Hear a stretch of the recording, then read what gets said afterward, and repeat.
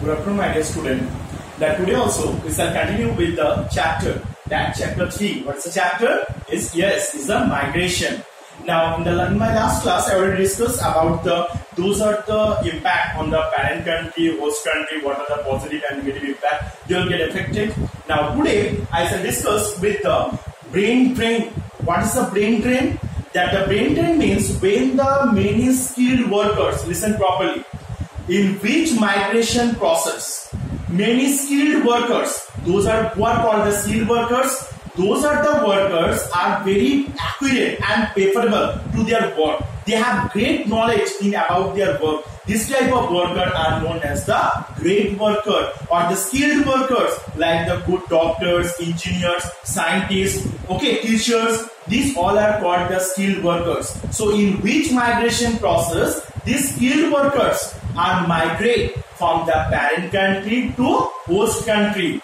This process is known as the brain drain. Can I repeat? What is the brain drain? In which migration process that the peoples, those are the skilled workers, like the teacher, doctor, scientist, these all the skilled workers, when they migrate from the parent country to host country, this process is known as brain drain. So you understand that? What is the brain drain? That which process that skilled workers, they have to migrate from where? They migrate from the parent country. So you have to remember that the peoples as they migrate, they have to migrate from the parent country to where? From the host country. They have to migrate from the parent country to host country. And this migration process is called brain drain.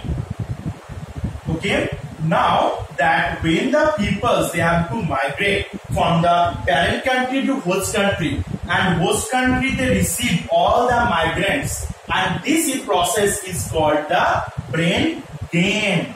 So what is the brain gain? That when the peoples are migrate from the parent country to host country, and parent country receive all the migrants or the skilled workers, this process is known as the brain gain.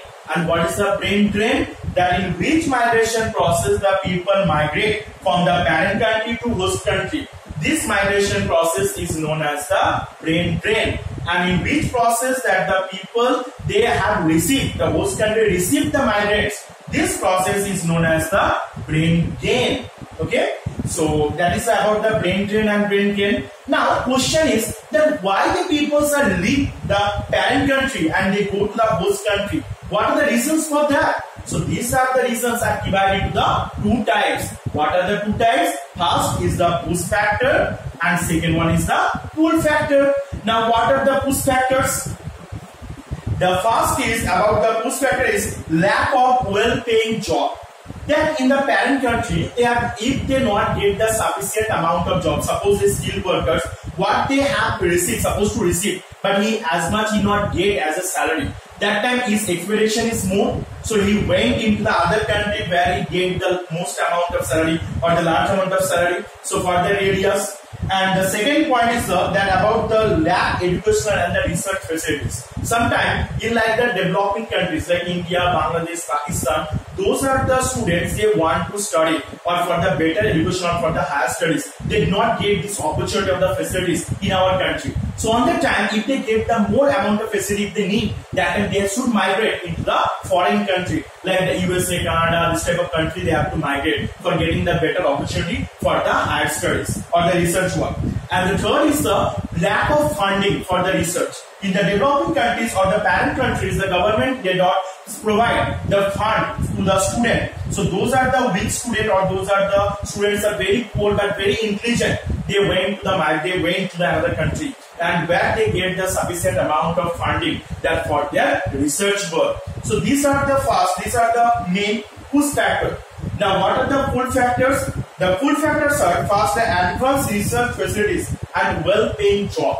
Those are the area, the foreign countries, they have the host countries like the USA, Canada, London. They have the huge amount of money they want to offer to the people. Those are the good capable people of the skilled workers. And the skilled workers are attracted on it and they have to migrate to the foreign country for the earning more amount of money and getting more facilities and live in the foreign areas. And also the second is that the higher salaries and the better standard of living. And where the people always they want to earn the more money. So sometimes people they have to migrate into the foreign or those are the host country where they can get the high amount of salary. So their standard of living it's also been increased. The next is the where they get the fund for the research work. Either for the experimental work or the research work, they need the huge amount of money because it's the research type of work that within one day you did not get the success. You have to research for the long time, and for the reason you have to spend the more amount of money. So if the government provides this amount of money, that will be very useful for the students those are doing the research work. And the next one is that about those are the own opinion. You can share your own opinion. That in those are the foreign country, they give the full independence to the research workers that they can do anything with their research work and they should invent something new. But in our country, in the developing countries, they not get the provide this type of independence. They have to first they take the permission from the government. After that, it being appreciated. Then also for the university, afterward you can get the chance to do this work. But in the foreign country, this time the regulations are not there. So people they can easily do their work properly. So this is about the push and pull factors of the brain drain. Either you can write also the social political stability, where the developing countries they not have the proper social and political stability. So for that reason also sometimes people they have to migrate into the foreign area where the politically they have no class between each other or socially all the peoples living together. So for that reason also people they like to stay on the region. And last is a greater freedom to express their ideas, like what I discussed before only. So from here, today what we learned today, that first what is the brain drain, that the migration process from the parent to host country, what is the brain gain, the receiving amount of the migrant in the host country is called brain drain, and what is the push factor, what are the pull factor and the push factor for the brain drain. So I hope you have to understand this all the things. Once you read your books, you can understand better. So today I have to here in the next class we have to discuss